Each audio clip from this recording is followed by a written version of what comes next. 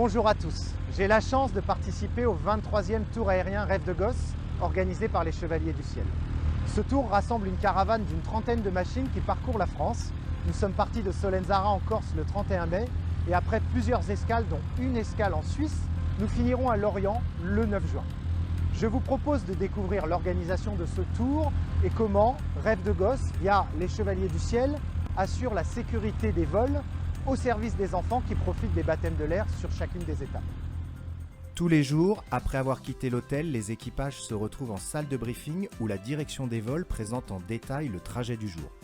Un temps de préparation est ensuite dédié pour que chaque équipage étudie le bilan carburant et la masse et centrage de son avion, avant de se retrouver sur le terrain pour faire l'inspection pré-vol, les pleins carburant et ensuite aligner les avions dans l'ordre de départ pour être prêt pour le décollage de la caravane des avions un peu plus tard dans la matinée. Nous voilà maintenant en vol. Nous sommes partis dans l'ordre qui a été donné durant le briefing. Le premier avion à partir est l'avion du directeur de vol qui sera sur place pour accueillir la caravane. Et le dernier avion est l'avion du directeur adjoint et de notre mécanicien. Les avions sont espacés en fonction de la vitesse, ce qui permet d'espacer les départs, bien sûr, mais aussi l'arrivée pour éviter une congestion de trafic sur le terrain d'arrivée. Nous avons une fréquence d'auto-information commune à la caravane pour tous les avions et la navigation se fait sur un trajet qui a été donné durant le briefing et ainsi nous parlons du même trajet et des mêmes points tournants lorsque nous nous annonçons sur la fréquence d'auto-information avec notre immatriculation et notre altitude. Tango Echo, on est sur les premières parties de navigation à 1500 pieds QNH. Est-ce que vous pouvez nous confirmer la météo sur le trajet? Est-ce qu'il y a quelques averses? Négatif, c'est pas d'averse. Négatif, Oxydia Tango, nous on arrive travers Amiens, on a fait tout le tour prévu, on n'a pas eu d'averse. Merci beaucoup. La navigation s'est très bien passée, nous arrivons bientôt à l'arrivée, nous allons écouter la TIS et préparer l'arrivée que Laurent va faire en tant que pilote. Nous venons d'arriver à l'issue de la navigation sur la ville-étape. Chaque avion est arrivé dans son ordre de départ. Après le déjeuner de chaque équipage, nous avons rendez-vous dans la salle d'embarquement des enfants pour faire le briefing avec le directeur des vols sur l'activité de cet après-midi. Je vous demande d'être à l'écoute de ce que vous dit la tour. On vous parlera toujours tout à l'heure des attentes à faire, des extensions de circuit et éventuellement de... J'ai rencontré Rêve de Gosse quand j'étais contrôleur à Valence et j'étais subjugué de voir que des gens se mobilisaient pour faire cette action. Et voilà, je les ai d'abord aidés à rejoindre Montélimar, enfin Avignon pardon, et puis ensuite j'ai voulu participer. Et l'année d'après j'étais au départ en tant que pilote. Voilà. C'est fait tout seul, c'est sur le taxiway. En cas de problème, alors c'est important, en piste 22. Disons qu'on ne peut pas parler d'aéronautique si on ne parle pas de sécurité, c'est pas possible. Donc le rôle d'un directeur de vol, c'est d'organiser, on va dire, ce balai aérien où on va tous les jours de ville en ville avec une trentaine d'avions. Il faut préparer tout ça pour avoir le moins de surprises possible le jour J et avoir toujours un petit peu des cartes à jouer, un petit peu des plans B ou des plans C parfois ou des plans D pour pouvoir réussir la mission. Mais il faut d'abord bien préparer, puis après il faut obtenir la confiance des pilotes, des organisateurs, des tours de contrôle et des gestionnaires d'aéroport. Donc je redis ma phrase parce que j'aime bien terminer par ça. La sécurité des vols commence par la sécurité au sol. Donner du rêve aux enfants et de l'émotion aux parents. Bon vol à tous. L'organisation de l'après-midi est très simple. Vous voyez derrière moi les enfants qui arrivent 3 par 3 dans le sas d'embarquement. Ils sont ensuite pris en charge par le pilote et ses accompagnants pour les emmener en toute sécurité sur le parking vers les avions où ils partiront ensuite faire le vol de découverte. Nous avons créé le projet pédagogique qui consistait à réunir des enfants ordinaires, c'est-à-dire des enfants qui n'ont rien, et des enfants extraordinaires, ces enfants atteints de pathologies comme la leucémie, comme l'autisme, comme plein de maladies. On a fait un projet pédagogique qui ressemble au projet pédagogique tel qu'il est défini par l'Éducation nationale.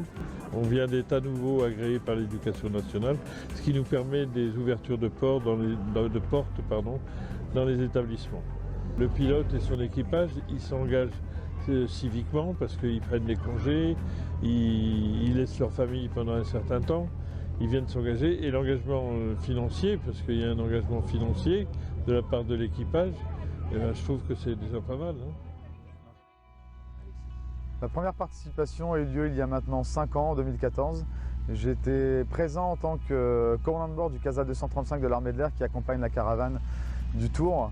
Et c'était pour moi une découverte extraordinaire Je ne m'attendais pas du tout à cette ambiance, je ne m'attendais pas du tout à trouver cet émerveillement dans le regard des enfants. J'ai appris à connaître les enfants extraordinaires et je me suis rendu compte qu'effectivement, les valeurs qui étaient portées par l'association d'entraide, de solidarité étaient réellement présentes. Et à partir de ce moment, je me suis décidé de m'investir une petite fois de plus en tant qu'équipier l'année suivante. Et il y a maintenant un peu moins d'un an, j'ai pris la décision de participer au tour aérien de manière complète, c'est-à-dire cette fois-ci en tant que commandant de bord de mon équipage. Alors l'engagement, il est assez conséquent car la décision de participer au tour se fait à peu près 8 à 10 mois avant. Le but est de choisir déjà les équipiers qui conviennent, c'est-à-dire ceux qui vont soutenir les valeurs d'entraide de l'association. L'équipier va venir vous rejoindre parce que lui aussi, il veut apporter son soutien aux enfants.